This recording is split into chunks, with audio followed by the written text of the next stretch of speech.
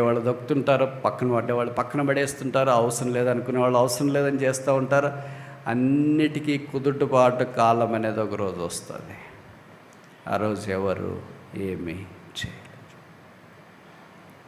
ఇవన్నీ జరగవలసిందే. వీటన్నిటి ద్వారా ప్రభు మనకు కొన్ని నేర్పిస్తాడు, కొన్ని చూపిస్తూ వస్తాడు, కొన్ని మనకు బోధిస్తూ వస్తాడు. కానీ ప్రభు మనల్ని వాడుకోవాలని కోరినప్పుడు ఆటంకాలన్నింటినీ ఆయన తీసివేస్తాడు. కొన్ని స్థలాలు మూయబడతాయి, కొన్ని స్థలాలు తెరవబడతాయి. కొన్ని అవకాశాలు మూయబడతాయి, కొన్ని అవకాశాలు తెరవబడతాయి. భారతదేశం మూయబడవచ్చు, ప్రపంచం తెరవబడవచ్చు. You are not local, you are global. ఈ చుట్టూన్న పరిస్థితుల్లో, ఇంట్లో సమస్యలు, కొన్నిసార్లు ఏం సమస్య లేకపోతే రెండు ఖచ్చితంగా ఉంటాయి.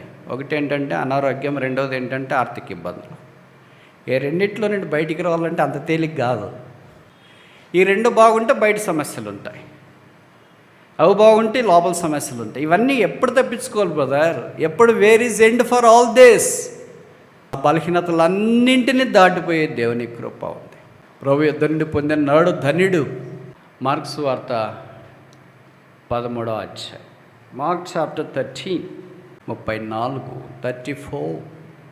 మార్కు 13:34. ఒక మనుష్యుడు తన దాసులకు అధికారం ఇచ్చి ప్రతి వానికి వాని పని నియమించి మెలకుగా నుండమని ద్వారపాలకునికి ఆజ్ఞాపించి ఇల్లు విడిచి దేశాంతరం పోయినట్టే ఆ కాలము ఉండును. మార్కు 12లో కూడా ఒక మనుష్యుడు ద్రాక్ష చెట్టును లేదా ద్రాక్ష తోటను వేయించి అని చూస్తాం. స్పష్టంగా మత్తయి సువార్తలో స్థూలంగా వివరంగా గ్రంథస్థం చేయబడిన ఒక సందర్భాన్ని చూడటానికి ప్రయత్నం చేస్తాం. మత్తయి సువార్త 25వ అధ్యాయం, మాథ్యూ చాప్టర్ 25 verse 14. మత్తయి 25:14. Matthew chapter 25 verse 14. మత్తయి 25:14. పరలోక రాజ్యం ఒక్క మనుష్యుడు, ఈ మాట మీరు ఆలకించాల. ఒక్క మనుష్యుడు దేశాంతరమునకు ప్రయాణమై తన దాసులను పిలిచి తన ఆస్తిని వారికి అప్పగించినట్లుండను. ఇప్పుడు మనం మార్కు 13లో ఏం చదివామో అదే ఇక్కడ రాసినారు, కానీ ఇది యాంప్లిఫైడ్ వర్షన్, బూన్ గైడ్ మాదిరి, స్పూన్ ఫీడింగ్, తేలిక గ్రహించడానికి, అర్థం చేసుకోవటానికి కొంత మొత్తం వివరణాత్మకంగా రాసిన సంగతి మనకు పరిచయం. ఆ మనుషుడు యేసు ప్రభు అని మనకు తెలుసు. ఆయన తన దాసులను పిలిచి, దారిముడి పోయి వారిని పిలిచలేదు, తన దాసులు, ఈ సర్వెంట్స్ అంటే వారు యేసును అంగీకరించిన వారు, బిలీవర్స్, యేసు రక్తం ద్వారా కడగబడిన వారు. అలాంటి వారిని ఆయన పిలిచినాడు. అలాంటి వారికే పని అప్పగించి ప్రతి వానికి, ఎవరికో కొంతమందికి కాదు, దైవసేవకులకు మాత్రమే, బోధకులకు మాత్రమే, సింగర్స్ మాత్రమే, స్పీకర్స్ మాత్రమే, Sunday class teachers, youth leaders, సంఘ పెద్దలు, వాళ్ళకి మాత్రమే ఆయన ఇక్కడ రాయలేదు. తన దాసులను పిలిచి ప్రతి వానికి, ఈ గేవ్ ఎవ్రీ వన్. నాకు ఇవ్వలేదు అంటానికి లేదు, నాకేం దీంట్లో పాలు లేదు అంటానికి లేదు. You do belong to that group. నువ్వు కూడా గుంపులోనికి చెందినావు. ఏ గుంపు అది? తన దాసులు, వేరే వారి దాసులు కాదు. They are his servants. ఆయన దాసులు. ఆయనకు దాసులు కావడం ఎంత భాగ్యము, ఎంత ఆధిక్యత, ఎంత ఘనత. దాసుడు అంటే సర్వెంట్, సేవకుడు అని. ఈ రెండు పర్యాయ పదాలు తెలుగు భాషలో ఉన్న మాధుర్యాన్ని బట్టి, పద సంపదను బట్టి, పదకోశాన్ని బట్టి, పద నిఘంటువును బట్టి, పద అమరికను బట్టి, పదప్రయోగం పరిశుద్ధాత్మ దేవుడు ప్రజలకు అర్థమయ్యేటట్లుగా చేసిన తీరు శ్లాఘనీయం. కనుక దాసుడన్నా సేవకుడన్నా రెండు ఒకే పదాలని గమనించాలి. దేవుడు మొట్టమొదటి అబ్రహామును నా దాసుడని పిలిచినాడు. మీకు తెలుసో తెలియదు, బైబిల్ ఎంతమందిని దేవుడు నా సేవకులని పిలిచాడు? దారిముడు పోయి వాళ్ళందరినీ పిలువలే. తెలుసా అది మీకు? కేవలం కొంతమందిని మాత్రమే ప్రభు పిలిచాడు. అలాగ పాత నిబంధనలు కొంతమందిని, కొత్త నిబంధనలు కొంతమందిని. పాత నిబంధనలు ఎంతమందిని, కొత్త నిబంధనలు ఎంతమందిని? మొదటి ఎవరిని పిలిచాడు, ఆఖరి ఎవరిని పిలిచినాడు? మనల్ని అలాగే పిలుస్తున్నాడా లేదా? విచిత్రం ఏంటంటే తన దాసులను పిలిచినాడు. అంటే ఆయన ఎందు విశ్వాసం ఉంచి రక్షణ పొంది ఆయన హెడ్షిప్లోనికి వచ్చినవారు, శిరసత్వములోనికి వచ్చినవారు, ఆయన ఓనర్షిప్లోనికి వచ్చినవారు, ఆయన యాజమాన్యం కిందకు వచ్చిన వారిని ఆయన పిలుస్తారు. ఎవడు పోయేవాళ్ళందరికీ ఆయనేమి ఇవ్వడు. కనుక మనం ఆయన దాసులమయ్యామా అంటే ఆయన రక్తం ద్వారా కడగబడి పరిశుద్ధపరచబడి ప్రభు యొక్క పని చేయట కొరకై ప్రభు మనం దాసులుగా పిలిచిన ఆ గుంపులో మనం ఉన్నామా? ఇంకా లేకపోతే యేసు ప్రభు పాపుల రక్షకుడు, పాపుల ప్రేమించి పాపుల కొరకు ఈ భూమి మీదకి పాపుల రక్షకుడిగా వచ్చినాడు. యోహాను 4వ అధ్యాయంలో చెప్పబడింది, is truly the saviour of the world. ఈయన నిజముగా లోకరక్షకుడు. కనుక యేసు నిజముగా లోకరక్షకుడు. యేసునందు నీ విశ్వాసం ఉంచు, పాపక్షమాపణ మారుమనసు పొందు, పరలోక రాజ్యం నీదవుతుంది. లోకంలో జీవించినంత కాలం యేసు ప్రభు సహాయం చేస్తాడు. ఈ లోకాన్ని విడిచిపెడితే పరలోక రాజ్యంలో ప్రవేశిస్తాం. ప్రభు అని యేసునందు విశ్వాసం ఉంచుము, అప్పుడు నీవును నీ ఇంటి వారిను రక్షణ పొందుదురు. యేసు ప్రభు యందు విశ్వాసం ఉంచిన తర్వాత ఆయన దాసులు, పరిచారకులకు, సేవకులైన గుంపులోనికి మనం తీసుకురాబడుతున్నాం. కనుక ఒక మనుష్యుడైన యేసు ప్రభు వారు తన దాసులను, ఎవరినో వేరే వాళ్ళని, పక్కింటి వాళ్ళని, ఇరుగు పొరుగు వారిని, వాళ్ళని పిలవలే, తన దాసులను పిలిచి ఏం చేశాడు అని అంటే మత్తయి సువార్త 25లో 14వ వచనంలో తన ఆస్తిని వారికి అప్పగించినట్లుండును. తన ఆస్తిని, ఇది వేరే వాళ్ళ ఆస్తి కూడా కాదు. వేరే వాళ్ళదైతే మనం వడ్డించడానికి, ఆరగించడానికి చాలా తేలిగ్గా ఉంటాము, ఇష్టంగా ఉంటాం. కానీ మందమా ఇవ్వాలంటే మాత్రం చాలా కష్టం. మనది ఏదైనా కష్టమే. అందుకనే బైబిల్లో రాశారు కదా, నేను ఇప్పటికీ కష్టపడుతుంటా వాక్యము చదవటానికి, చెప్పటానికి. పొరుగువాణిని ప్రేమించుము అని రాసి వదిలేసింటే బాగుండా. అలా కాదు, దానికి క్లాస్ పెట్టారు ముందు. నిన్ను వల్లే నన్ను ఎట్లా ప్రేమించుకుంటున్నానో నా పొరుగువారిని కూడా అట్లే ప్రేమించాలంట. ఇది అయ్యే పని అంటారా? ఎలాగో కాదు కనుక మానేస్తామా? నిన్ను వల్లే అంటే నువ్వు ఒక డ్రెస్ కొనుక్కుంటే నీ పొరుగువానికి కూడా, పొరుగువాడు ఒక్కడే, పొరుగువారులు బహువచనం లేదు. లవ్ యువర్ నైబర్స్ అని లేదు, లవ్ యువర్ నైబర్. ఒక్కడనే చేసుకో పొరుగువారిని ఒక సంవత్సరానికి. నువ్వు డ్రెస్ కొంటే వాళ్ళకి డ్రెస్సు, నువ్వు కారు ఉంటే వాళ్ళకి కారు, నీకు ఇల్లు ఉంటే వాళ్ళకి కారు, నీకు బ్యాంక్ బ్యాలెన్స్ ఉంటే వాళ్ళకి, నువ్వు నగలు కొనుక్కుంటే వాళ్ళకు కూడా. ఇప్పుడు చెప్పండి, ఎవరు ప్రేమిస్తున్నారు ఇట్లా? వాక్యం ఇది. ఏదో ఒక పూట పిలిచి టీ దాకా, చాయ్ దాకా, బిస్కెట్లు తిని అంటేనే గొప్ప సంగతి. నిన్ను వల్లే నువ్వు ఎలాగ నిన్ను నువ్వు చూసుకుంటున్నావో likewise. So Christian teaching is sometimes really tough to digest and tough to keep it in the practice. But praise God, we have our Savior who has gone before us, set an example for all of us to follow. మనందరం ఆయన అడుగుజాడల్లో నడుచుపోనట్లుగా యేసు ప్రభు మనకు మాదిరి ఉంచి వెళ్ళిపోయాడు. కనుక దేవుని యొక్క వాక్యం దగ్గరికి మనం వచ్చినప్పుడు తన ఆస్తిని ఆయన మనకి ఇచ్చేవాడు. మనదేం సొంతం ఏం లేదు.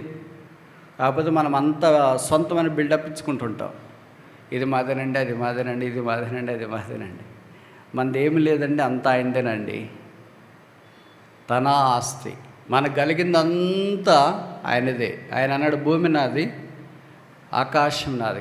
కాదు మాది కూడా ఇది 5 సెంట్లు మాది, 10 సెంట్లు మాది, ఈ ప్లాట్ మాది, అపార్ట్మెంట్ మాది అని మనం అనుకుంటాం.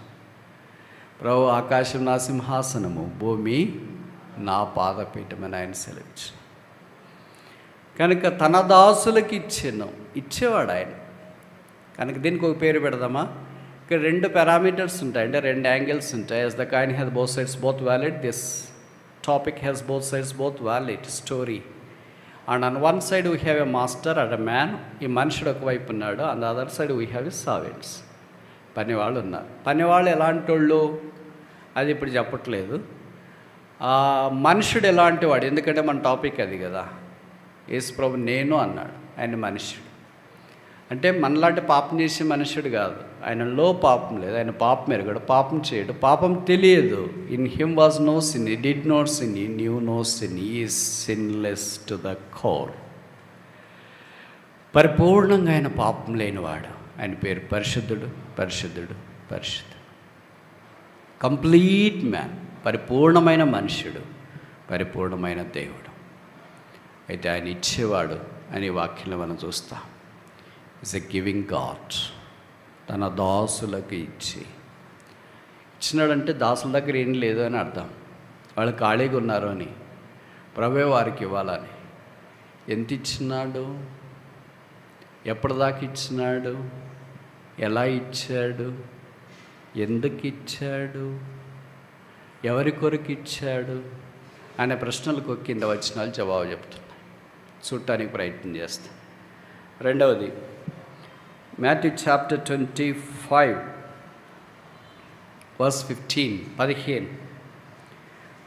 అతడు ఒకనికి 5 తలాంతులను, ఒకనికి 2, ఒకనికి 1, ఎవరి సామర్థ్యము చొప్పున వానికిచ్చి వెంటనే దేశాంతరము పోయి. ఇక్కడ మొదటివాడికి అంటే ముగ్గురిని రాస్తున్నాడు. మొదటి వ్యక్తికి 5 తలాంతులు. 1 తలాంతు అంటే తెలుగు బైబిల్ ఒకటేసి కింద రాశారు. 3,600 రూపాయలు. 5 తలాంతులు అంటే 18,000. 2,000 సంవత్సరాల క్రితం 18,000 అంటే ఊహించుకుంది. ఇప్పుడు బహుశా 18 కోట్ల, it could be more than that, అంతకంటే ఇంకా ఎక్కువ ఉండవచ్చు. అదొక దాసునికి ఇచ్చిన. తర్వాత రెండవ దాసునికి ఎంత ఇచ్చినాడు? 2 తలాంతులు ఇచ్చినాడు. అంటే 3,600 ఇంటూ 2, 7,200, అంటే దాదాపు 7 కోట్లు. ఇది నేను చెప్పే ఉజ్జాయింపు అంతే. 7 అనేది కోట్లు అనేది నేను చెప్పే ఉజ్జాయింపు, మిగతావన్నీ ఇక్కడ రాసినారు. మూడవ వానికి ఒకనికి 1 అంటే దాదాపు 3.5 కోట్లు. మనకు అంత ఇచ్చినారు ఇంక ఇప్పుడు ఏమవుతాం? గుండె ఆగిపోతుంది, హాస్పిటల్కి తీసుకు. వేలే చూడడం కష్టము, లక్షలు చూడడము పర్వాలేదు. మీలో కొంతమంది కోటీశ్వర్లు ఉన్నారు అనుకో, నో వరీస్, వాళ్ళకేమీ ప్రాబ్లం లేదు. ఆయనకి ఇన్ని కోట్లు ఇచ్చినాడు. దాసునికి ఏంటి కోట్లు ఇవ్వడం ఏంటి? దాసునికి ఎంత ఇస్తారు జీతం? మీ ఇంట్లో పనిచేసేవాళ్ళు పనివాళ్ళు ఉంటారు, ఎంత ఇస్తారు? మీకు వచ్చే ఆదాయంలో చాలా చాలా చాలా తక్కువ. మీకు ఎంత 2 లక్షలు జీతం వస్తుంటే వాళ్ళకి ఇచ్చేది 2,000 లేదా 4,000 ఎంత ఇస్తారు? అంటే మేబీ కపుల్ ఆఫ్ పర్సెంటేజ్, ఒక 2%, 3% మీ ఇంట్లో ఉన్న పనిని బట్టి వాళ్ళకి ఇస్తారు. దాసులకి ఇంత ఇచ్చినాడంటే యజమానికి ఇంకెంత ఉండాలా? ధరముడు పోతుంటే భిక్షమే కోట్లలో వేసినాం అనుకో, మనం ఎంత? అప్పుడు ఏమైంది? అలా అదానీనో, అంబానీనో, సుందర్ పిచ్చయో, ఎలాన్ మాస్కో, ఇలాగ ఎవరో ఒకళ్ళు అయిండాలి కదా, బిల్ గేట్స్ ఏదో అయిండాలా. యేసు ప్రభు వారు వీరందరికంటే rich in grace, rich in mercy, rich in glory. కృపలో ఐశ్వర్యవంతులు, మహిమలో ఐశ్వర్యవంతుడు, దయలో ఆయన ఐశ్వర్యవంతుడు. We have no scale to measure in riches. ఆయన ఐశ్వర్యాన్ని కొలవటానికి ఏ కొలమానము లేదు. ఇప్పుడు చూడండి, మనమంతా ఎవరు కోటీశ్వర్లా కాదా? మీ దగ్గర ఎన్ని కోట్లు ఉన్నాయి? ఒకే తలాంతున్నోళ్ళు ఎన్ని కోట్లు ఉన్నట్ల? 3.5, 3.6. 2 తలాంతులు ఉన్నోళ్ళు ఎన్ని కోట్లు ఉన్నట్ల? 7.5, 7.5 కోట్లు. 5 తలాంతులు ఉన్నోళ్ళు ఎన్ని కోట్లు ఉన్నట్లు? ఎన్ని కోట్లు ఉన్నట్లు? మీరు చెప్పకపోతే మళ్ళీ నేను చూడాల్సి వస్తుంది. 18 కోట్లు. ఇప్పుడు మనం ఆయన దాసులు ఎవరు? కోటీశ్వర్లు. ప్రభు మనకు అలాగే ఇచ్చినాడు. 5, 2, 1. ఈజ్ ఏ జనరస్ మాస్టర్ లేదా జనరస్ మ్యాన్. ధారాళముగా దయచేవాడు. జీవమునకును భక్తికి నీకు కావలసిన వాటన్నిటినీ అనుగ్రహించువాడు. ఇప్పుడు 5 ఎవరికి? 2 ఎవరికి? 1 ఎవరికి? బహుశా 1 అనే దాంట్లో నేను వస్తానేమో, 5, 2 అనే దాంట్లో మీ అందరూ వస్తారు అనుకుంటా. కనుక అంత భూరి సహాయము యేసు ప్రభు వారు తన దాసులకు మనకు చేసినట్లు వాక్యం జ్ఞాపకం చేస్తుంది. ప్రభు మనకు తలాంతులు ఇచ్చినాడు. అది వాక్యం చెప్పేది కావచ్చు, పాటలు పాడేదే కావచ్చు, ప్రార్థన చేసేదే కావచ్చు, ఆరాధనే కావచ్చు, చేయి చాపేదే కావచ్చు, ఇతరులు యేసుప్రభు దగ్గరికి తీసుకుని వచ్చేదే కావచ్చు, యేసుని ఇతరులకు పరిచయం చేసేదే కావచ్చు, యేసుప్రభు యొక్క సంగతులు ఇతరులకు బోధించడమే కావచ్చు, యేసులో ఊరేగించడమే కావచ్చు, యేసులో పరిమళ వాసన ఇతరులకు వ్యాపింప చేయడమే కావచ్చు. పరిచయ ధర్మం ఏమో తెలియదు. ఉపకారం చేయడం కూడా, ఆతిథ్యం చేయడం కూడా ఒక గిఫ్ట్ అని బైబిల్లో రాయబడింది. భాషల్లో తర్జుమా చేయడం కూడా ఒక గిఫ్ట్ అని బైబిల్లో రాయబడుతూ వచ్చింది. కనుక బైబిల్లో చాలా రకాలైన వరములను గురించిన ప్రస్తావన వాక్యాల్లో మనం చూస్తాం. ఇవన్నీ తలాంతుల టాలెంట్స్ ప్రభు ఇచ్చిండేది. అసలు ఏమి ఇచ్చినాడో మనకు తెలుసా? ఇప్పుడు ఎవరన్నా అడిగారేమో, బ్రదర్ మీ తలాంత్ ఏంటి అని, సిస్టర్ మీ తలాంత్ ఏంటి అని అడిగారు అనుకో, ఏం చెప్తారు మీరు?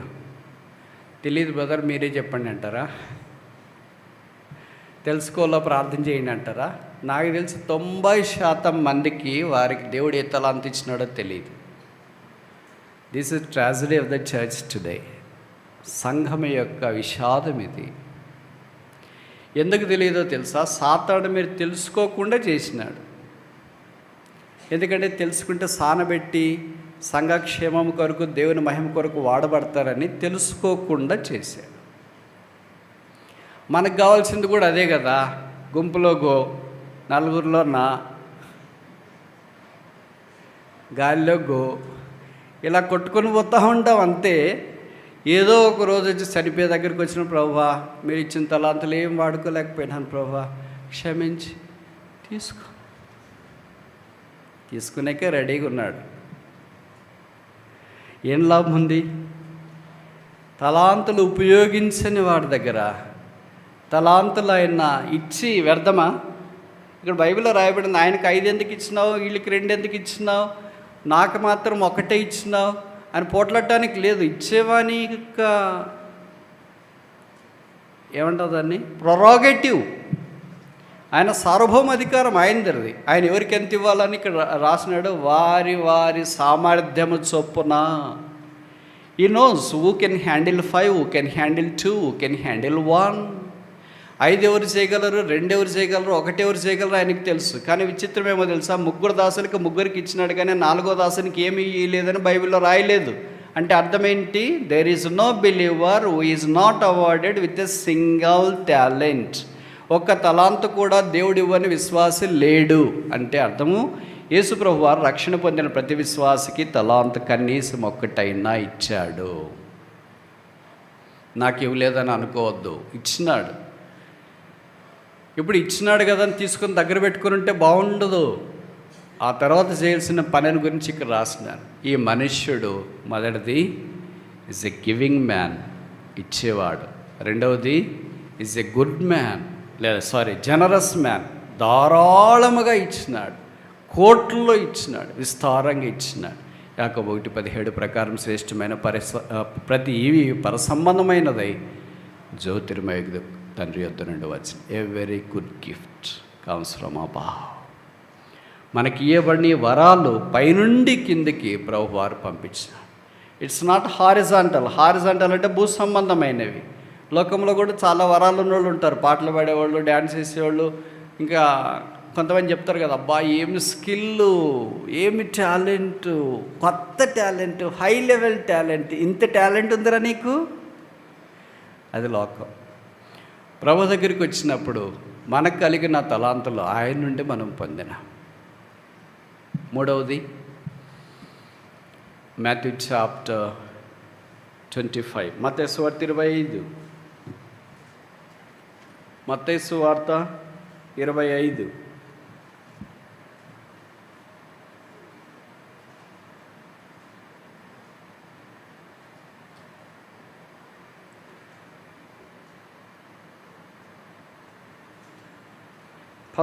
వచనం, బహుకాలమైన తర్వాత ఆ దాసుల యజమానుడు వచ్చి వారి యొద్ద లెక్క చూచుకొనెను. ఇక్కడ బహుకాలమైన తర్వాత అని రాసిన 18వ వచనానికి 19వ వచనానికి మధ్యలో ఇప్పుడు మనం ఉన్నాం. 18వ వచనంలో అయితే ఒక తలాంతు తీసుకున్నవాడు వెళ్ళి భూమి త్రవ్వి తన యజమాను సొమ్ము దాచిపెట్టెను. 17-18 వచనాల పైన ఇక్కడంతా మనం ఉన్నాము. ప్రభు రాబోతున్న 19వ వచనం ప్రకారం బహుకాలమైన తర్వాత, ఆయన వెంటనే రాలేదు లేదా వెంటనే అడగలేదు. సాధారణంగా ఇచ్చిన వెంటనే కొంతమంది అడుగుతుంటారు కదా, వడ్డీ వ్యాపారస్తులు అయితే ఇచ్చేటప్పుడే వడ్డీ పట్టుకొని ఇస్తారంట. యేసు ప్రభు అలాగ చేయలేదు.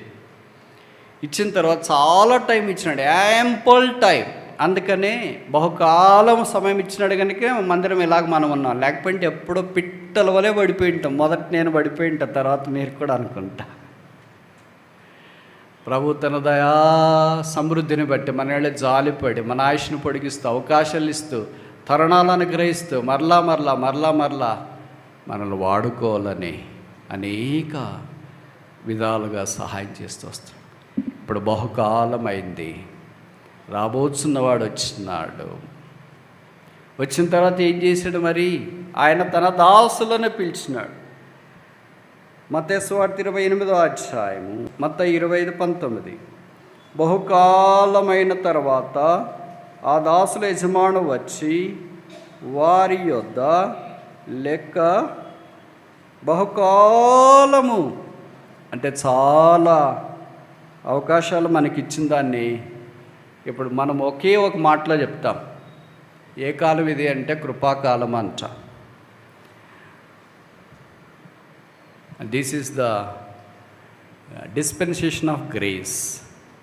ప్రభు మన కృప చూపించే కాలం. అందుకే ఈజ్ ఎ గ్రేషియస్ మ్యాన్, కృప చూపించినవాడు.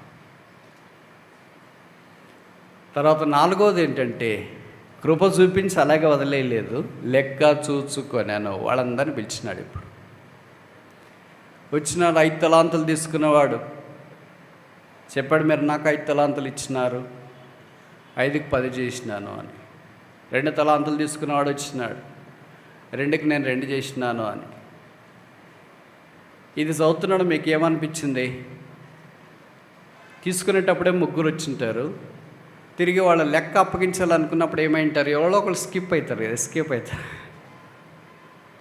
మనమైతే అదే పని చేయించి, ఇప్పుడు టైం లేదు తర్వాత వస్తానని చెప్పు. అట్లా కుదరదమ్మా. తర్వాత వస్తా, నాకు టైం కావాలా, ఇంకోసారి చూస్తాము, లెక్కలు సరిగ్గా రాయలేదు, అప్పుడు వచ్చినప్పుడు చూపిస్తానులే, ఎక్సెల్ సీట్లు ఇవన్నీ ఎంటర్ చేయలేదు, సాఫ్ట్వేర్ పాడైపోయింది, సిస్టమ్ పోయింది, పవర్ వచ్చిన తర్వాత ప్రింట్ తీసుకొని వస్తాను, ఇవన్నీ భూ సంబంధమైన సాకులు. ఇటు కుదరదు. ప్రభు లెక్క చూసుకునేకి వచ్చినప్పుడు ప్రతి వాడు వాని క్రియ చొప్పున ఆయన ఎదుట ప్రత్యక్షము కావాల్సిందే. అందరు ఎక్సెల్ సీట్లు తెచ్చుకోవాలా, అందరు అకౌంట్ బుక్లు తెచ్చుకోవాలా, అందరు ఎదురుగా నిలబడాలా. వచ్చినాం ప్రభా, సరే ఆల్ఫాబెటిక్గా స్టార్ట్ చేస్తాం, ఏతో స్టార్ట్ చేస్తాం. ఆరోను, అబ్రహాము, ఏం పేర్లు ఉన్నాయి, అబిగ్యాల్, కాల్ 1 by 1 పిలుస్తుంటే మనం అంతే అనుకోప్పా, నా పుస్తకం లేయాలి, ఏం చెప్పాలి. మనకున్న ఒక చెడ్డ అలవాటు ఏంటంటే, అంతకుముందు వెళ్ళొచ్చిన వాళ్ళని అడగడం అలవాటు. కనుక ఎవడన్నా వస్తారనుకో, అబ్రహాము, ఏ బేలు ఇలాంటి వాడు, అన్నా ఏమడిగారు? వాళ్ళు రారు మళ్ళీ ఇంక మన దగ్గరికి వెనక్కి. అబిగేల్ సిస్టర్ ఏమన్నారు? లెక్కలు తప్పు చెప్పినందుకు, ఏం పని చేయనందుకు ఏమన్నాడు? మళ్ళీ వాళ్ళు రిటర్న్ రారు. మనం వాళ్ళ ఫీడ్బ్యాక్ తీసుకొని మనం ప్రిపేర్ అయ్యేది అదంతా మనకు కుదరదు. ఒక్కసారి అవకాశాలు పోయినాయి అంటే ఆపర్చునిటీస్ ఆర్ నిరర్థకం చేయబడిన అవకాశాలు ఇంక అంతే, మరలా రావు. ఇప్పుడు పైకి వచ్చిన తర్వాత, ప్రభు యొక్క సన్నిధిలో మనం నిలబడిన తర్వాత లెక్క చూచుకొనును. ఎవరినన్ను వదిలేస్తాడా? వదిలేయడు. మన ప్రాంతమే, మన ఏరియానే, మన తెలంగాణ బిడ్డ కొడుకు కూతురు అక్కడ కుదరదు. బైబిల్లో రాయబడిన ప్రతి వాడు క్రీస్తు న్యాయపీఠం ఎదుట ప్రత్యక్షము కావలెను, వాని క్రియలు చొప్పున. ఒకళ్ళకి ఇండివిజువల్, జడ్జిమెంట్ ఈజ్ ఇండివిజువల్, తీర్పు వ్యక్తిగత. మా సంఘానికి అంతా ఒకేసారి తీర్పు తీర్చండి ప్రభు అంటే అటు కుదరదు. మా ఎల్డర్స్కి సేవకుడికి తీర్చండి, మా అందరు బదులంటే అటు కూడా కుదరదు. ఎవరికి వారే తీర్పు ఎదుట నిలబడవలసిన వారై ఉన్నారు. అప్పుడు అడుగుతాడు, మీకు ఇచ్చిన తలాంత్ ఏంటి? ప్రార్థన చేయడం. ఎంత దాకా ప్రార్థన చేశారు? మీకు ఇచ్చిన తలాంత్ ఏంటి? ఆదిత్యం చేయడం. ఎంత దాకా ఆదిత్యం చేశారు? మీకు ఇచ్చిన తలాంత్ ఏంటి? వాక్యం చెప్పడం. ఎంత దాకా చెప్పారు? అప్పుడు మనం కారణాలు ఎత్తుక్కుంటాం, భూమి మీద ఎత్తుక్కున్నట్లు. బ్రదర్, మాకు మైకి లేదు, అక్కడ ఇచ్చినారు కానీ పని చేయలేదు, ఇచ్చినారు కానీ వాళ్ళని తగ్గించినారు, వాళ్ళంతా ఇలాగ చేసేవాళ్ళు ఉంటారు. ఇవన్నీ మనం ఇక్కడ చెప్పుకునే సాకులు. అక్కడికి వెళ్ళిన తర్వాత ఈ సాకులన్నీ కుదరదు. మైకి లేదు, వాళ్ళని తగ్గించినారు, మైకులు పని చేయలేదు, మమ్మల్ని పిలువలేదు, మమ్మల్ని వాడుకోలేదు, మేమంటే సేవకుడికి ఇష్టం లేదు, సంఘ పెద్దలకి ఇష్టం లేదు, ఎవరికి ఇష్టం లేదు, అందుకనే మా తలంతని మేము ఏం చేసుకోలేకపోయినాము, ఆ తలంత ఇలాగా ఒకటి ఇచ్చింటే ఒకటి అలాగే తీసుకొని వచ్చినాము అని అంటే, చాలా మంచి పని చేశారమ్మా, అది కూడా మీరు పోగొట్టుకోకుండా తీసుకొని వచ్చినారు, చాలా మంచిది, వీళ్ళకి కూడా దండేసి సెలగప్పండి అని చెప్పట్లేదు. ఏం రాశారు తెలుసా ఇక్కడ? సోమరివైన చెడ్డ దాసుడా. Is a స్లోత్ఫుల్ man. సోమరి, పని చేయని సోమరులు. బైబిల్లో చాలామంది సోమరులు ఉన్నారు. పోతులు ఉన్నాయి 5, తెలుసు కదా మీకు. వాళ్ళు సోమరులు, వాళ్ళు పని చేయరు, వేరే వాళ్ళని పని చేయరు. వారి వల్ల ఉపయోగం ఉండదు, వేరే వాళ్ళకి కూడా వారి వల్ల క్షేమం ఉండదు. అలాగుంటే ప్రభు వాడుకోలేడు. ఇలాగ నేను మాటలు చెప్తే ఏమనుకుంటారంటే, అలాంటి వాడు వాడుకోకపోయినా పర్వాలేదులే అని. అంటే ఇంక అంతే కదా, లాస్ట్ ఫైనల్ రోజు కత్తి వచ్చేటానికి రెడీగా ఉన్న తర్వాత ఏం చేస్తారు? పర్వాలేదులే పర్వాలేదులే పర్వాలేదులే అని అనుకుంటాం. అలాగొద్దు, మారితే మంచిది. జీవితం మార్చుకునే అవకాశం ప్రభు మరలా ఇచ్చినారు. 2 తలాంతులు 5 తలాంతులు తీసుకున్న వాడిని కూడా పిలిచినారు. వాళ్ళు వచ్చినారు. 2కి 2 సంపాదించినారు, 5కి 5 సంపాదించినారు. 5కి నువ్వు 5 సంపాదించినావు కనుక బా నువ్వు ఏం వెరీ గుడ్ ఎక్సలెంట్ అని రాయలేదు. 2కి 2 సంపాదించినావు కనుక యావరేజ్ గుడ్ అని రాయలేదు. ఇక్కడ ఇద్దరికి ఒకే కమెండేషనే, బల నమ్మకమైన మంచి దాసు. 5 సంపాదించిన సేమ్ కమెండేషనే, 2 సంపాదించిన కమెండేషన్ అంటే అభినందన, మెప్పు. ఈ 2 క్వాంటిటీని ప్రభు చూడలేదు. అంటే 5 చేశాడు కదా ఎక్కువ చెప్దాం, 2 కదా తక్కువ చెప్తామని చూడలేదు. వారిలో ఉన్న మంచితనం, ఇంకో మాటలో చెప్పాలంటే ఫెయిత్ఫుల్నెస్, నమ్మకత్వం చూసి ప్రభు నమ్మకస్తులైన వారిని ఎదుగుతున్నాడు. మనకి ఏ పని ఇచ్చినా నమ్మకంగా, వాక్యం చెప్పేది ఇచ్చినా నమ్మకంగా, చెప్పుల స్టాండ్ దగ్గర ఉండేది నమ్మకంగా ఇచ్చినా, ఇద్దరికి సేమ్ కమెండేషనే. ఇక్కడ మాత్రం మేము యూట్యూబ్లో కనిపించవచ్చు, వాళ్ళు యూట్యూబ్లో కనపడకపోవచ్చు. బట్ ప్రభు దగ్గరికి వెళ్ళినప్పుడు ఇద్దరికి సమానమైన అభినందన, మెప్పుకోలు, బళ నమ్మకమైన మంచి దాసుడు. చూడండి ఆ మాట, మత్తయి సువార్త 25వ అధ్యాయము 21వ వచనం. అతని యజమానుడు, బడా నమ్మకమైన మంచి దాసుడా, నీవి కొంచెములో నమ్మకముగా ఉంచివి, నిన్ను అనేకమైన వాటి మీద నియమించేదును, నీ యజమాను సంతోషంలో పాలు పొందమని అతనితో చెప్పిన. 22. అలాగే 2 తలాంతులు తీసుకున్నవాడు వచ్చి, అయ్యా నీవు నాకు 2 తలాంతులు అప్పగించితివి, అవియుగాక మరి 2 తలాంతులు సంపాదించితినని చెప్పాను. అతని యజమానుడు, బడా నమ్మకమైన మంచి దాసుడా, నీవి కొంచెంలో నమ్మకముగా ఉంటివి, నిన్ను అనేకమైన వాటి మీద నియమించదును, నీ యజమాను సంతోషంలో పాలు పొందమని అతనితో.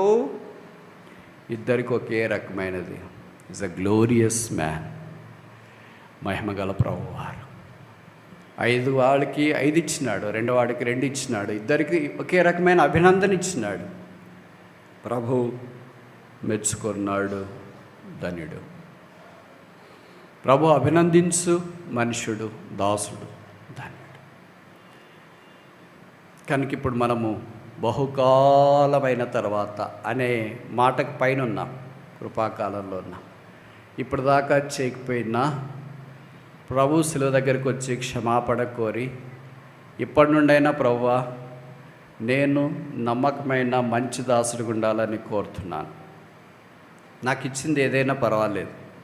నేను ఈ మాటలు చెప్తుంటే మీరు అనుకోవచ్చు, బ్రదర్ మాకు ఇచ్చిన కృపావరాలు మేము వాడుకోవాలనుకుంటున్నాము కానీ వాడుకోవట్లేదండి, సంఘంలో పెద్దలు సేవకుడు ఏం చేయమంటారో అని కదా. ఇలాంటి చాలా చాలా లోకంలో మనకు కనిపిస్తాయి. కానీ నేను పూర్తిగా నమ్మేది ఏంటంటే, ఒకవేళ సేవకుడు దైవ సేవకులు, సంఘంలోని స్థానిక దైవ సేవకులు, స్థానిక సంఘ పెద్దలు మనల్ని వాడుకోవాలనుకుంటే మనం బహుశా స్థానికంగా మాత్రం వాడబడవచ్చు. ఇక్కడ పాటలు పాడటానికి బల దగ్గర చెక్ బుక్లు, తర్వాత రకరకాలుగా చుట్టుపక్కల మన బ్రాంచెస్కి. ప్రభు మిమ్మల్ని వాడుకోవాలని అనుకుంటే ఈ సర్పాసెస్ ఆల్ ద హార్డిల్స్. స్థానిక సంఘ పెద్దలు, దైవ సేవకులు వీళ్ళందరినీ తీసుకెళ్ళి, వీళ్ళందరినీ బైపాస్ చేసి కూడా ప్రభు వాడుకోగలడు. అలాంటి వారి మీద లీడర్షిప్ కూడా మంచి అభిప్రాయం ఉండటం ప్రాముఖ్యం. రెండు వైపులు ఉండాలి. ఇది మనం తలాంతులు తీసుకున్నాం కనుక మనం వాడబడాలి ప్రభు కొరకనే ఆశ, తృష్ణ, కొంత సమర్పణ మన వైపు ఉండాలి. అదే సమయంలో స్థానిక సంఘంలో ఉన్న లీడర్షిప్ కూడా ఎవరు ఆత్మీయమైన వారు, ఎవరు తలాంతులు కలిగిన వారు, ఎవరు ప్రభు సంఘానికి క్షేమాభివృద్ధి కలిగించగలరు, ఆయన నామానికి మహిమ కలిగించగలరు అని కూడా ప్రయత్నం చేయాలి. నేనే ఒక ఉదాహరణ చెప్తాను. నా జీవితంలో నాకేం బ్యాక్గ్రౌండ్ లేదు. నేను ఒక చిన్న గ్రామంలో నుండి వచ్చిన. మీ ఊరు ఎంతో పెద్దది మా ఊరితో పోల్చుకుంటే. మా ఊరిలో 1000 ఇళ్ళు ఉంటాయి, చుట్టుపక్కల అన్ని కొండలు ఉంటాయి, పక్షులు, తర్వాత క్రూర మృగాలు. సాయంకాలం అయిపోతే బయటికి వెళ్ళాలంటేనే కష్టం. అలాంటి ఊరిలో నుండి దేవుడు నన్ను కూడా కరుణించి రక్షించి, మా నాన్నగారు ఏం సేవకుడు కాదు, మా అమ్మగారు ఏమి ఎల్డర్స్ కాదు, తర్వాత ఇరుగు పొరుగు మాకేం ఇన్ఫ్లుయెన్స్ లేదు, ఏ బ్యాక్గ్రౌండే లేదు. No ground, only one ground called holy ground. Moshe Moshe నువ్వు నిలబడిన స్థలం పరిశుద్ధ స్థలం. నేను ఈ దినాన్ని ఎలాగొస్తానని ఏనాడో ఊహించుకోలేదు. ఇలాగ పరిచయలో పాల్పొందుతానని అనుకోలేదు. నాతో పాటు రక్షించబడిన మా ఊరు వాళ్ళు చాలామంది ఉన్నారు. అక్కడ మా క్లాస్మేట్స్ ఉన్నారు, కాంటెంపరీస్ ఉన్నారు. మరి వాళ్ళంతా అక్కడే ఉన్నారు. వాళ్ళు ఇంకా చాలా పవర్ఫుల్ స్థానాల్లో ఉన్నారు. వాళ్ళు స్థానిక సంఘాల్లో దైవ సేవకులు అయ్యారు, కొంతమంది సంఘ పెద్దలు అయ్యారు. వాళ్ళకి చెక్ పవర్ ఉంది. పవర్ లేనిది నేనే. వాళ్ళకి చెక్ పవర్ ఉంది, అన్ని పవర్లు ఉన్నాయి, నాకే పవర్ లేదు. అయితే ప్రభుకు స్తోత్రాలు.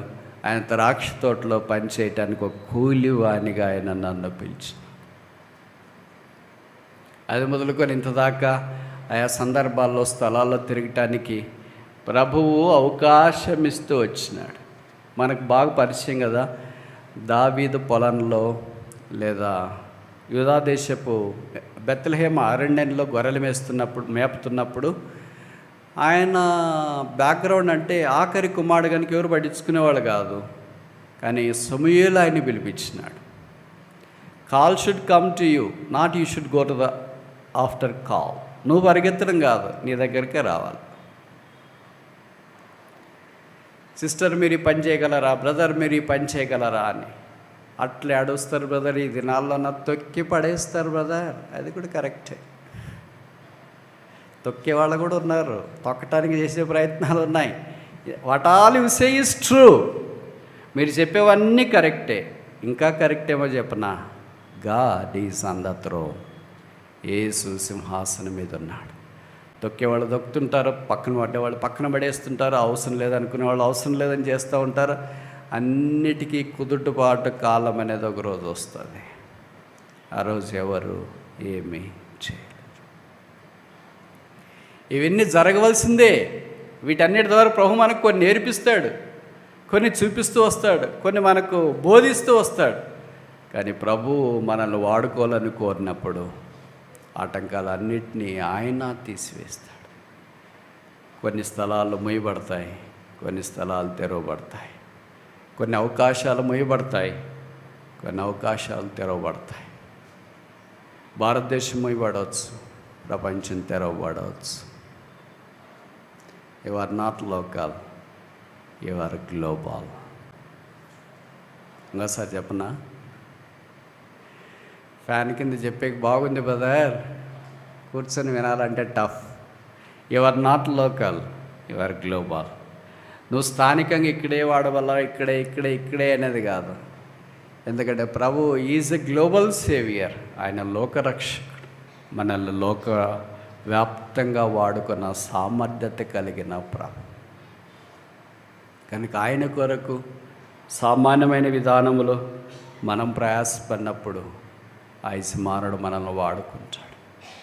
బహుకాలమైన తర్వాత ఆయన రాబోతున్నాడు. వచ్చిన తర్వాత తన దాసులను ఆయన పిలుస్తాడు.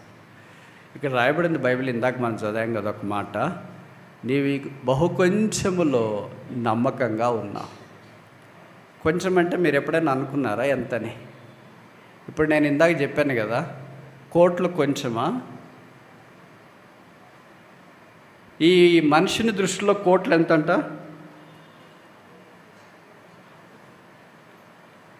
చెప్పరా? ఈ మనిషిని దృష్టిలో ఈ కోట్లు ఎంత? మనం చదివాం కదా ఇందాక, నీ కొంచెములో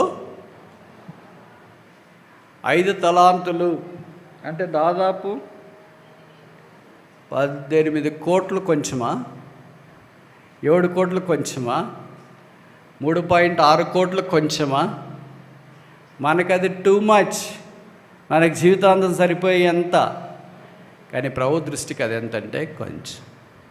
it's very little, though are faithful in little. ప్రభు మనకి ఇచ్చిందంతా ఎంత అంటే కొంచెమే, టిప్ ఆఫ్ ఐస్బర్గ్. ఆ కొంచెం ఒక అణువు, ఒక మాణిక్యులు అంతా ప్రభు మనకి ఇచ్చినాడేమో. దాన్ని మనము వినియోగించుకొని ఆయన రాజ్యవ్యాప్తి కొరకు ప్రయాసపడితే ప్రభు వాడుకుంటాడు. ప్రభు యుద్ధ నుండి పొందిన నాడు ధన్యుడు. విషాదకరమైన సంగతి ఏంటంటే, ఇది నన్ను చాలామంది క్రైస్తవులు దేవుడు తమకిచ్చిన కృపావరాన్ని భూమిలో పాతి పెట్టారు. 90% పాతి పెట్టడానికి కారణమే. నేను ఈ మాట అంటున్నాను, మీరు ఏం బాధపడొద్దు, ఇది వాస్తవం. వారు నిర్లిప్తతలోకి వచ్చినారు. ఏదో వచ్చినామా, కూర్చున్నామా, విన్నామా, వెళ్ళామా. ఇంకేం చేయాలన్నా కష్టం బ్రదర్, మీకు తెలియదేమో అంటారేమో కదా. మీకంటే ఎక్కువ కష్టాలు ఉన్నాయి నాకు. నేను ఇక్కడ నిలబడితే మాత్రం మిగతా వాళ్ళకి ఏమనుకుంటుంది, ఏముందిలే ఆయనకు నిలబడతాడు, తర్వాత ఆయన దాన్ని ఆయన వెళ్ళిపోతాడు, ఇంత ముద్ద భోజనం పెడితే తినేసి వెళ్ళిపోతాడు అని. I have my own problems.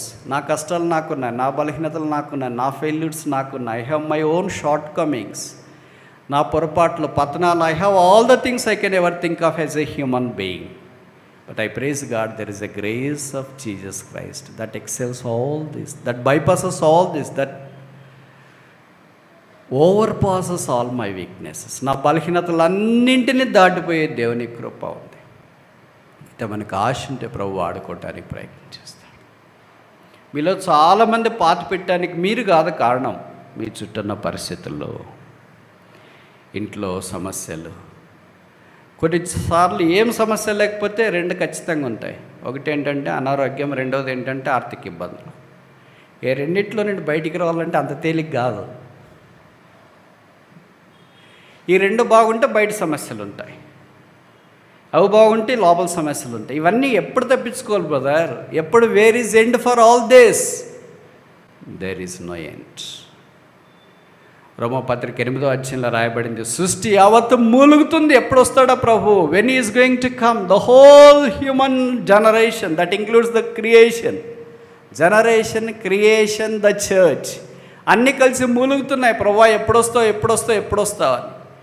మన మూలుగుకి హాస్పిటల్ ఐసీయూలో ఉన్న వాళ్ళు మూలిగేదానికి తేడా ఒకటి ఏంటంటే, మనం డ్రెస్ వేసుకొని బాగుండి మూలుగుతున్నాం, వాళ్ళు మా పడక మీద ఉండేసి వాళ్ళు మూలుగుతున్నారు, అంతే తేడా. ఏం పెద్ద తేడా ఏం లేదు. మనం మన పనులు చేసుకుని ఆఫీస్కి వెళ్ళో ఇంట్లోనో ఆ పని ఈ పని చేసుకుని మూలుగుతున్నాం. ప్రభు వస్తే ఎంత బాగుండు, ప్రభు వస్తే ఎంత బాగుండు, ప్రభు వస్తే ఎంత బాగుండు మూలిగే వాళ్ళం మనం మూలుగుతున్నాం. హాస్పిటల్లో బాధపడుతూ రోగగ్రస్తులై మరణం వైపు పరుగులు వెళుతున్న వారు వాళ్ళు కూడా ప్రభు వస్తే ఎంత బాగుండు, నొప్పి భరించలేని, బాధ భరించలేని, ఇబ్బందులు భరించలేని, రోగం భరించలేని, వేదన భరించలేని, అవమానం భరించలేనని వారు మూలుగుతున్నారు. అయితే ప్రభు దినాన్ని రాబోతున్నారు. ఆయన రాకుడి కొరకు కనిపెట్టుకుని ఉండేవారు ధన్యులుగా చేయబడుతున్నారు. ఒక్క విషయం చెప్పి నేను ముగించిన. మనకు అరమతే యోసేపు అమ్మనించండి. బర్నబాస్ అనే వ్యక్తి పరిచయం. ఆయన పేరు యోసేపు. బైబిల్లో ఆఖరి యోసేపు ఆయనే. బైబిల్లో కొంతమంది యోసేపులు ఉన్నారు కదా. మొదటి యోసేపు మనకు తెలుసు, ఆదికాండంలో కనిపిస్తాడు. ఇశ్రాయేల్ అంటే యాకోబు కుమారుడు. ఇక్కడ ఆఖరి యోసేపు, ఈయన గోత్రికుడు తెలుసా మీకు? 4వ అధ్యాయం అపోస్తుల కార్యాలు. Acts of the Apostles chapter 4. అపోస్తుల కార్యములు 4వ అధ్యాయం.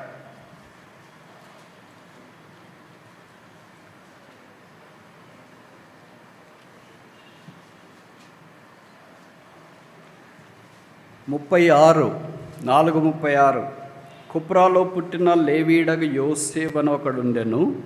ఇతనికి అపోస్తుల హెచ్చరిక పుత్రుడని అర్థమిచ్చు బర్నబాను పేరు పెట్టి ఉండేరి. ఇతడు భూమి గలవాడై ఉండి దాన్ని నమ్మి దాని వెల తెచ్చి అపోస్తుల పాదముల యొద్ద పెట్టాను. ఈయన పేరు యోసేపు. అపోస్తులు ఈయనకి బర్నబా అని పేరు పెట్టారు. మనకు బర్నబా అంటేనే అర్థమవుతుంది, ఇష్టం కూడా. యోసేపు అంటే మనకు తెలియదు. ఈయన ఏ గోత్రికుడికి రాస్తారు? లేవి గోత్రికులు. మీకు తెలుసు కదా, యాకోబుకున్న 12 గోత్రాల్లో 4 టాప్ కోర్ ట్రైబ్స్ అంటారు. రూబేను, షిమ్యోను, లేవి, యూదా. ఈ 4 కలిసి, ఈ 4లో ఇంకా 2 టాప్ ఆఫ్ ద టాప్. దాంట్లో లేవి గోత్రము, అంత పరిచారకులు, యాజకులు అందరూ వచ్చేది అహరోను వాళ్ళ గోత్రము. రెండోది యూదా గోత్రం, దావీదు, అంత all kings and priests. Yesu ప్రభు రక్తం బట్టి ఇది నన్ను మనం ఈ 2 గోత్రాల్లోనికి వచ్చాం. We are Levites and we are tribe of Judah. మనం యూదా గోత్రములోనికి వచ్చినాం. ఈ 2 గోత్రాలు చాలా ప్రాముఖ్యమైన ఆ దినాల్లో. ఇప్పుడు ఈ యోసేపు అనే వ్యక్తి లేవి గోత్రానికి సంబంధించినవాడు. బాగా డబ్బులు ఉన్నాడు, బైబిల్లో రాశారు. బహుశా ఈయనకి కూడా పెళ్లి కాలేదనుకుంటా. కాలేదని మీరు ఎట్లా చెప్తారు బ్రదర్ అని అంటే చెప్తాను, కింద రాశారు కదా. తనకు కలిగిన ఆస్తిని, భూమిని అమ్మి డబ్బులు తెచ్చి అపోస్తుల పాదాల దగ్గర పెట్టాను అని. పెళ్ళైన వాళ్ళు ఎవరు ఆ పని చేయలేరు. ఎవరైనా చేయగలరా? చేయొద్దండి. ఎవరైనా మీరు చేయగలరా? పెళ్ళి కాని వాళ్ళు ఎవరు లేరా ఇక్కడ? పెళ్ళి అయిన వాళ్ళు ఎవరు లేరా ఇక్కడ? ఉన్నారా లేదా? ఉన్నారా? మీ పొలం అమ్మి తెచ్చి అపోస్తుల పాదాల దగ్గర డబ్బులు పెట్టేవాళ్ళు చేయొద్దండి. మరి వెరీ గుడ్. అంత ధైర్యం ఉండదు వాళ్ళకి. హోమ్ మినిస్టర్తో పర్మిషన్ తీసుకుని ఏది కావాలన్నా. కనుక నేను అనుకోవడము, యోసేపుకి పెళ్లి కాలేదు ఎందుకంటే ఆమెతో పర్మిషన్ తీసుకోవాలి కదా. పొలం అమ్ముతామమ్మాయి అని చెప్తే ఇంక అంతే, కత్తమ్మ. పొలం అమ్ముతామా? ఎందుకు అమ్ముతున్నా? అపోస్తుల పాదాలు అదేంటి? పొలం అమ్మేవాడైతే నన్ను ఎందుకు పెళ్లి చేసుకున్నావు? పిల్లల్ని ఎందుకు కన్నావు? ఇప్పుడు మేమందరం ఏం కావాలా? రోడ్డు అమ్మిడి పడాలా? భిక్షమెత్తుకోవాలా? ఒకవేళ నువ్వు సేవకపోతానంటే వెళ్ళు, నువ్వు ఒక్కడి వెళ్ళు. మేము ఈ పొలం పెట్టుకొని ఇవన్నీ పెట్టుకొని మేము బతుకుతాం. ఆస్తి అమ్మటానికి మాత్రము నువ్వు పూనుకుంటూ ఒప్పుకోను. ఇంట్లో నుండి బయటకన్నా పోతాను, కానీ నేను నా కొడుకులు అందరూ బయటకని వెళ్తా, కానీ నేను ఒప్పుకోను. కావాలంటే వెళ్ళి ఆ అపోస్తుల దగ్గరికి వెళ్ళి నేను పోట్లాడతాను, కానీ నేను మాత్రం ఒప్పుకోను అని బహుశా అని ఉంటుందని. బర్నబా చాలా ధన్యుడు. అలాంటి హాడేలు ఆయనకి ఏం లేదు. అందుకని అమ్మేసి తీసుకొని వచ్చి అపోస్తుల పాదాల దగ్గర పెట్టి, అపోస్తుల కార్యంలో డబ్బులు ఎక్కడ పెట్టేవాళ్ళంటే ఇట్లాగా చేతులకి ఇచ్చేవాళ్ళు కాదు. ఇప్పుడు మాకెక్కడికి ఇస్తారు? చెప్పరేంటమ్మా? చేతుల్లో కవరు. మీరు ఒక చేతి ఇస్తే మేము 2 చేతులతో కళ్ళకు అద్దుకొని ఇంక అపోస్తుల కార్యాలు మాకెక్కడ జరుగుతుంది? మాకెక్కడ నెరవేరుతుంది కదా? వాళ్ళు ఎవడో నా అపోస్తుల దినాల్లోనా అన్నా డబ్బులు తెచ్చినా, ఎంత తెచ్చా? కోడి తెచ్చినా, అయితే ఆడ పడేసిపోండి. ఏమన్నా అట్లా మాట్లాడాడు? కోడి తెచ్చినట్లు లోపలికి పిలిచేసి భోజనం పెట్టేసి చేపల కూర, రొయ్యలు అన్నీ పెట్టి పంపేయటానికి బదులుగా అక్కడ పడేసిపో అంటున్నాడు. ఏంటి? కాళ్ళ దగ్గర, పాదముల దగ్గర. అంతకుముందు వచ్చిన వాళ్ళు కూడా అది మనం చూస్తాం. మీ అందరికి బాగా తెలుసు కదా, 5వ వచ్చిన అపోస్తుల కార్యాలు అన్నయ్య సపర్యాలు కూడా పొలం అమ్మిన తర్వాత కొంత డబ్బులు తీసుకొని వచ్చి ఎక్కడిచ్చారు? పాదాల దగ్గర పాదాల దగ్గర పెట్టినారంటే అర్థమేంటి? డబ్బుల్ని పాదాల దగ్గర పెట్టుకోకూడదని క్రైస్తవేతరులు అంటారు కదా. అందుకే ఒక రూపాయి కానీ బిళ్ళ కానీ కిందకి పడిపోతే దాన్ని తీసి కాళ్ళకి అద్దుకొని అమ్మ పడిపోయింది, దీని కొరకే బతుకంతా. పాదాల దగ్గర పెట్టినారంటే తొక్కిపోవని కాదు దీని అర్థము. అంటే నీవు ఆఖరి స్థానము. పాదము అనేది it's last part of the body. మనం ఏం చేస్తాము? లాస్ట్ పార్ట్ కాదు, ఫస్ట్ పార్ట్ ఇక్కడే ఉంటుంది. మనకి ఎంత బ్యాలెన్స్ ఉంది, ఎంత చెక్ ఉంది, ఎంత డబ్బులు వచ్చినాయి, ఎంత పోతున్నాయి, తలలో తిరుగుతుంది. అదేం పాదాల దగ్గర ఉండాలి. అపోస్తుల క్రమం ఏంటంటే యేసు ప్రభు వారి తలలో, ఆయనే శిరస్సు, డబ్బు పాదాల దగ్గర ఉంటారు. ఇప్పుడు మనం దాన్ని రివర్స్ చేసినాం. ఎందుకంటే అట్లుంటే మనకు కష్టము, కుదరదు అని డబ్బులు తలలోకి వచ్చినాయి. యేసు ప్రభు వాక్యము, సంఘము, పరిచర్య ఇవన్నీ ఎక్కడికి వచ్చినాయంటే ఆఖరి స్థానానికి వచ్చినాయి. అందుకే no works of the holy spirit accomplished in all ways. బహుశా మన దినాల్లో పరిశుద్ధాత్మ దేవుడు బలంగా పనిచేయకపోవటానికి ఇది కూడా ఒక హేతు అయి ఉండొచ్చు. ఇప్పుడు సంగతి ఏంటంటే, అలాగ పాదాల దగ్గర పెట్టిన ఈ బర్నబా తార్సువాడైన సౌలు రక్షణ పొందిన తర్వాత యెరూషలేములో పెద్దల దగ్గరికి వచ్చి పరిచయం చేసినాడు. పెద్దలు ఈయనకి చాలా బాగా పరిచయం, క్లోజ్ ఫ్రెండ్స్ అనుకుంటా. కొంతమంది ఈయన మాట కూడా తీసేయరు అనుకుంటా వచ్చి చెప్పాడన్న, ఇలాగ తార్సువాడైన సౌలు మార్గంలో ప్రభువుని చూచాడు, రక్షణ పొందినాడు, యేసుప్రభు గురించి భలే చెప్పేస్తున్నాడు, అటు ఇటు సంచారం చేస్తూ యేసుప్రభు యొక్క రక్షణ మార్గం తెలియజేస్తున్నాడు, మనం తీసుకుందామంటే ఆయన సంగతి నీకు తెలియదు అనుకుంటాను, నువ్వు యవనస్తుడు ఎక్కువ తక్కువ మాట్లాడేస్తున్నావు. అసలు ఏం చేశాడు తెలుసా ఆయన? ఇంతకుముందు మన వాళ్ళంతా చంపేటప్పుడు దగ్గరే ఉండి వాళ్ళ బట్టలు అన్ని దగ్గర పెట్టుకొని వాళ్ళకి చనిపోయేటప్పుడు సాక్షిగా కూడా ఉన్నాడు. అలాంటోడు ఇప్పుడు ఏదో వేసుకొని వస్తుంటాడు, ఏదో మనకి కీడ్స్ అయిపోతాడు. కనుక అలాంటి మనం ఎంటర్టైన్ చేయడానికి వీల్లేదని అపోస్తులు ఒప్పుకోలేదు. కానీ బలవంతం చేసి వారిని ఒప్పించడానికి ప్రయత్నం చేసినాడు. ఇప్పుడు తార్సువాడైన సౌలుకి కొద్దిగా ఎక్కువ ఆతృత, తీవ్రత కలిగిన వాడు కనుక ఆయన వెళ్ళి ప్రభుతో మాట్లాడే కొన్ని స్థలాల్లో ప్రభుతో ఏకాంతంగా గడుపుతున్నాడు. ఇప్పుడేం చేశాడు ఇది చూడండి. అపోస్తుల కార్యములు 11వ అధ్యాయం 25వ వచనం. అపోస్తుల కార్యాలు 11:25. అంతటా అతడు అంటే బర్నబా సౌలును వెదకుచు తార్సునకు వెళ్ళి అతని కనుకొని అంతేకు తోడుకొని వచ్చెను. సౌలును వెదకుతూ పోయినాడు. ఇప్పుడు సౌలు ఏ గోత్రం? బెన్యామీను గోత్రం. ఎందుకు నేను ఇవి చెప్తున్నానంటే మన భాషలో చెప్తే బాగా పడుతుంది. హత్సు సౌలుదేమో బెన్యామీను గోత్రం అంటే ఆఖరి ఆల్మోస్ట్ గోత్రం, అంత ప్రాముఖ్యత లేని గోత్రం. బర్నబాది ఏ గోత్రం? లేవి గోత్రం. చిన్న గోత్రికుడు పెద్దోళ్ళ దగ్గరికి వెళ్ళాలా, పెద్ద గోత్రికుడు చిన్నోళ్ళ దగ్గరికి రావాలా? చెప్పరేంటి? మీరైతే ఏం చేస్తారు? చిన్న బెన్యామీను గోత్రికుడు లేవి గోత్రికుడి దగ్గరికి వెళ్ళాలి. వెళ్ళి అన్న యెరూషలేము పెద్దలు నన్ను అంగీకరించట్లేదు, ఒకసారి వాళ్ళకి చెప్పన్నా, సిఫారసు చేయండి, నేను కూడా ఈ సహవాసంకి వస్తా, యేసుప్రభు గురించి బోధిస్తాను. పౌలు వాళ్ళ దగ్గరికి వెళ్ళి మాట్లాడాలి, అంటే బర్నబా దగ్గరికి. కానీ విచిత్రం ఏమో తెలుసా? బర్నబానే లేవి పెద్ద గోత్రికుడే ఒక చిన్న గోత్రికుడి దగ్గరికి వచ్చి ఎక్కడున్నాడో ఎతుకుతున్నాడు, ఎత్తుకెన్నో అని. This should be the quality of the leadership in the church. సంఘములో సంఘ నాయకత్వ బాధ్యత ఏంటంటే దేవుడు ఎవరిని వాడుకుంటున్నాడు అని వెతకాల. వెతికే సంగతి దేవుడు ఎరుగు, కానీ వాడుకునే వాళ్ళని తొక్కే సంగతి ఇది మనం చూస్తాం. ఈ బర్నబా వెతుకుతూ సౌలును తెచ్చి పరిచయం చేయకుండా ఉంటే, 3 మిషనరీ ప్రయాణాలు లేకుండా ఉంటే, 14 పత్రికలు లేకుండా ఉంటే కొత్త నిబంధన ఎలాగుంటుందో మీరు ఊహించుకోండి ఒకసారి. ఊహకు అందదు కదా, ఎంత కష్టంగా ఉంటుంది కదా. ఒక్క పెద్ద గోత్రికుడు, ఇక్కడ చాలామంది కులాలు కూడా వాడతారు కదా, మా కులం చాలా పెద్దది, మేమేంటి చిన్న కులస్తుల దగ్గరికి వెళ్ళడం ఏంటి, వాళ్ళని ప్రోత్సహించడం ఏంటి, వాళ్ళని నిలబెట్టడం ఏంటి, వాళ్ళ వాక్యం చెప్పడం ఏంటి, మేము వినడం ఏంటి, మేము చెప్తే వాళ్ళు వినాలి కానీ వాళ్ళు చెప్తే మేము వినడం ఏంటి, ఇవన్నీ వెలపట్ట. యేసు శరీరం అనే సంఘంలోనికి వచ్చిన తర్వాత లేవీడైనా, యూదా గోత్రికుడైనా, బెన్యామీడైనా, మనష్షేయుడైనా, ఆషేర్, ఏ గోత్రికులైనా అందరూ శరీరంలో భాగమై ఉన్నారు. ఇప్పుడు బర్నబా చేసింది ఏంటంటే, దేవుడు తనకిచ్చిన తలాంతులు, అది 1, 2, 5 దాన్ని వెళ్ళి కనుగొని తోడుకొని వచ్చి సంఘానికి పరిచయం చేశాడు. అలాంటి ఒక్క వ్యక్తి ఒక్క సంఘంలో ఉంటే చరిత్ర తిరిగి రాయబడుతుంది. మనం చరిత్ర చదివేది కాదు. We are not here to read the history, we are here to create the history. ఇంకోసారి చెప్పనా? ఎన్నిసార్లు అని చెప్పు, మాకేం మారితే కదా. We are not here to read the history. చరిత్ర ఏం జరిగింది, గతకాలం ఏంటి, అప్పుడేంటి, ఇప్పుడేంటి, అది ఆ చరిత్ర చదివేదానికి కాదు. అంటే చరిత్ర చదవకూడదని కాదు, అవసరమే. But we are here to create the history. చరిత్ర సృష్టించటానికి, తయారు చేయటానికి మనం ఎక్కడున్నాం. That is the virtue of a faithful Christian to the man called Jesus Christ.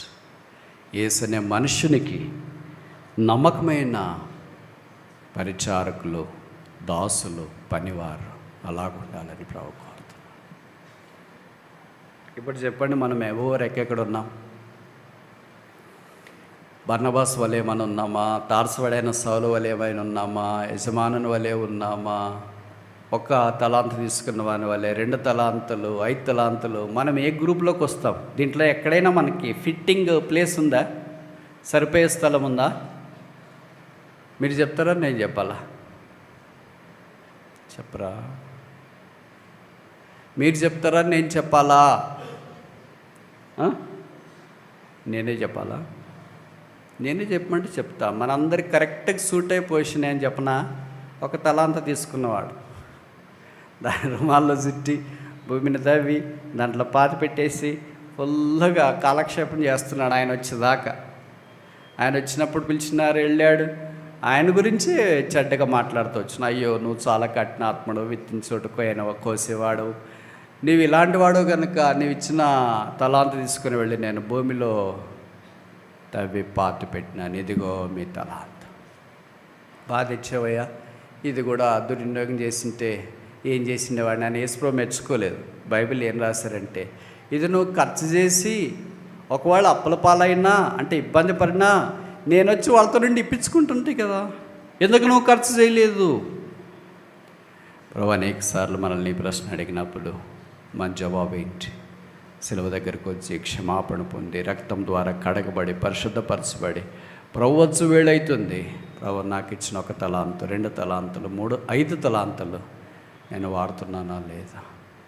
యేసు రక్తం చేత కడగబడి పరిశుద్ధపరచబడి రాబో దినాల్లో ప్రభు నన్ను కూడా వాడుకో, నాకు ఇచ్చిన తలాంతులు కూడా సానబెట్టు, నేను కూడా స్థానిక సంఘానికి క్షేమముగాను నీ నామానికి మహిమకరంగాను ఉండనట్లు చేయి.